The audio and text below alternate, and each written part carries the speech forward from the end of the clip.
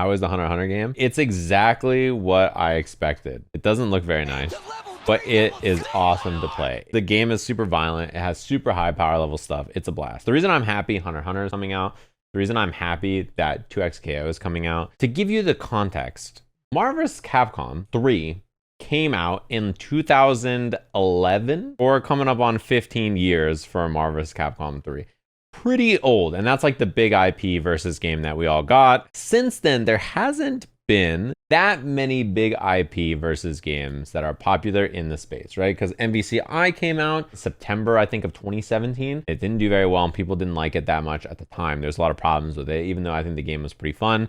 BB Tag and Dragon Ball came out. BB Tag is pretty small, and BB Tag is amongst many other smaller versus games that came out in this time window, which is like Skullgirls, which is like around 2012, right? Power Rangers. These games were all smaller, or like have smaller communities, but are not like big bumps in terms of like large IP made by a big company. A lot of people were playing it and stuff. The big one that came out was Dragon Ball, which was 2018. That was huge IP, lots of people playing it, people were very excited for it, but that's already 7 years ago. Since then, we haven't really had like a large IP versus game drop in the genre, which is a pretty big deal to think about, because like versus games are a style of fighting game that is very popular and people really like. And personally, I prefer versus games the most. I like versus games a lot. You guys know I like fast-paced games, right? Like Street Fighter is already as slow as I'll go. I really like playing Marvel. I really like playing Guilty Gear, obviously, because it's a fast-paced game. It's really quick. And I tend to like scrappier, faster, higher power level games. Versus games are designed to be extremely high power budget per character and high power level. And they give you the clearest fantasy of a character just being able to do messed up, awesome things in a game. They usually have faster movement, and like their tool set has a lot more teeth than slower paced one-on-one games. They're juiced up, right? It's like if instead of one fireball, Ryu just did a 360 and shot the entire screen with Hadoukens. Characters die and you just keep going. And so explosiveness and like power in the kits can be elevated because one game is like multiple characters being able to die. So like you can give a lot of like damage and mix-ups and opportunity to do cool stuff because you have lots of life bars to chew through and lots of things going on, right? If the Riot game, as an example, was a 1v1 game, the characters would just not be able to be as powerful as they are. They would not be able to do the mix-ups they can do. You just have to tone it down when it's a 1v1 game. Even if it's a fast-paced one-on-one game like Guilty Gear, BlazBlue, like anime games, right, typically tend to be. The thing is, you get to pick more than one character at a time. This is explored in non-versus games sometimes, right? Like MK1 has assists that you can pick for your character, or like in King of Fighters, you play 3 individual characters that don't support each other, but being able to see like Gohan work with Goku or Cell or whatever, and like mixing those things together and have that is really cool. Like famously, I always bring up the example in Marvel 3 where Tasty Steve's team was Dante, Deadpool, and Spider-Man.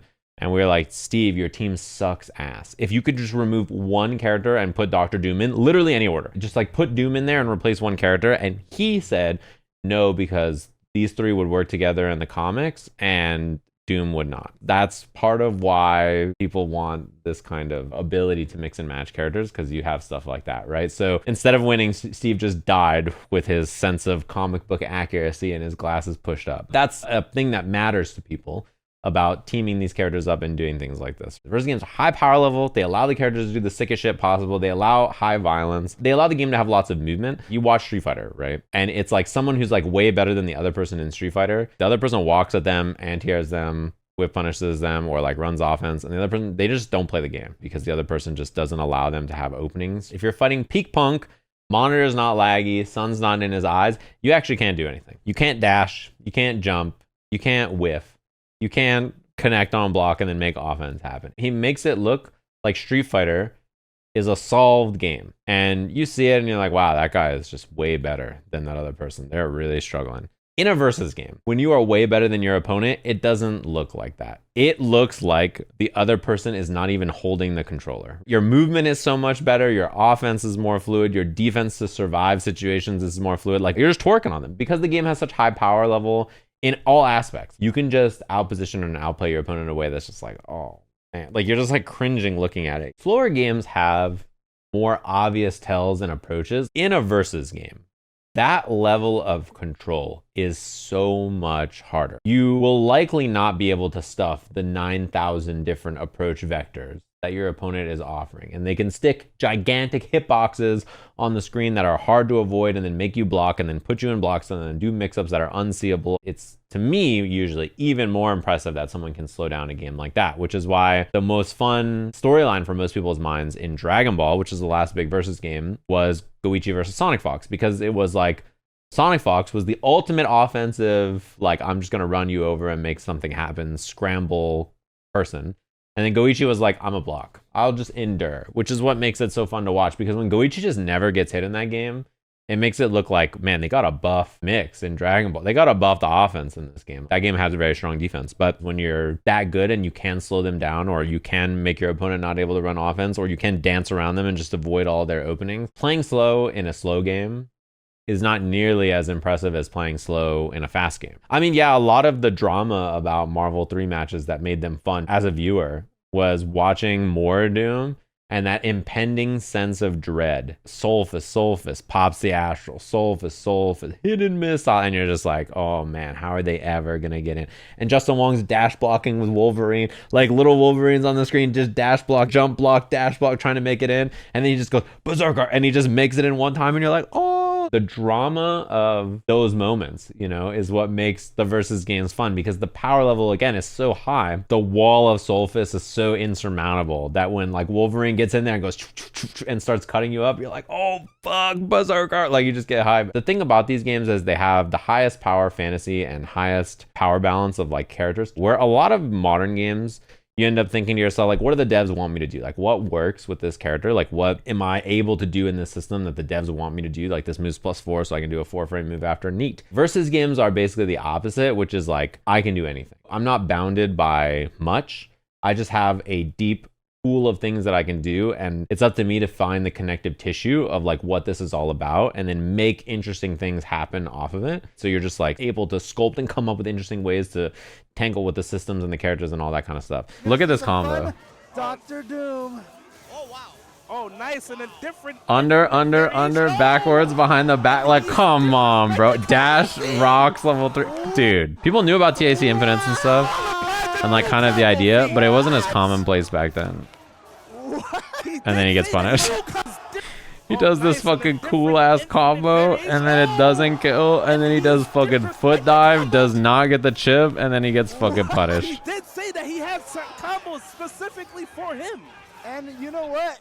Classic. This is the price of looking cool, by the way. The confidence. Yo, cross it under. Let's go. Oh, cross it over. Careful. Oh nice. My God, he's gaming. Oh! Combos the point character, goes back to kill you. Wait, is he combo? Oh! That was crazy. Why does this? Oh my God, he foot dives, does tricks on your assist and kills them, and then jump cancels the launcher that kills the fucking assist character. The tri-dash down, and then he fucking OTG still. One of the problems with versus games, as fun as they are to do things to other people, the movement, the mix-ups, the offense, the killing the other person in one hit, like TODs, right? Like all this kinds of stuff, they are the most frustrating fighting game to lose in, even winning in them sometimes. I think they are by far the highest highs and the lowest lows of any style of game. Like, it's just, when you're doing sick shit, you literally feel like you're the greatest person to ever touch the game. And when you die, it makes you want to rip your controller in half. A lot of these games end up just putting you in an unusual or a weird situation, and then you like try to capitalize or you try to do a thing, and because the game is so fast and so slippery, something bad happens. You're doing a combo, and then for some reason some weird interaction happens and you call an assist, and then both of your characters get hit and you die, and you're just like you're just screaming. It's not like you're driving 40 miles an hour on a freeway and someone pulls in front of you, you just slow down. You are going 170 miles an hour. You know what I mean? So like controlling your vehicle